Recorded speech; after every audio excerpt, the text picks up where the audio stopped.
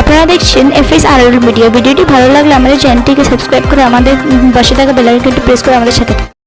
চাচা আসসালামু আলাইকুম। ওয়ালাইকুম সালাম। বলছি আপনারা যে দেখতে পাচ্ছেন যে শেখ হাসিনাকে যে যে বাংলার উপরে যে হাসিনা যে বাংলাদেশে আলেমদের উপরে যে অত্যাচার করেছিল, আজ ওখানকার সাধারণ মানুষ সব একতা হয়ে হাসিনাকে তাড়িয়েছে। সে এখন কোথায় আছে বলতে পারবো না, কিন্তু কিছু বাংলাদেশের মানুষ তারা আমাদের পশ্চিম বাংলা এসেছে।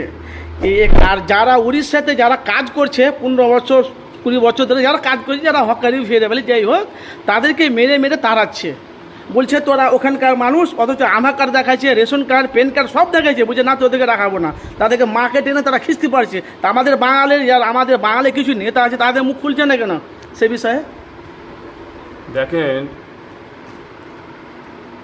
উড়িষ্যায় যে ঘটনা ঘটাচ্ছে,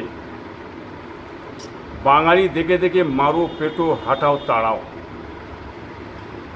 সেই যে বাঙালিগুলো যাদের ঘরে মারছে, পিটছে, তাড়াচ্ছে, তা তো আমাদের এই ভারতবর্ষে এবং আমার দেশে তো পশ্চিম বাঙালির মানুষ, তারা পেটে জ্বালায়, বুঝলেন না।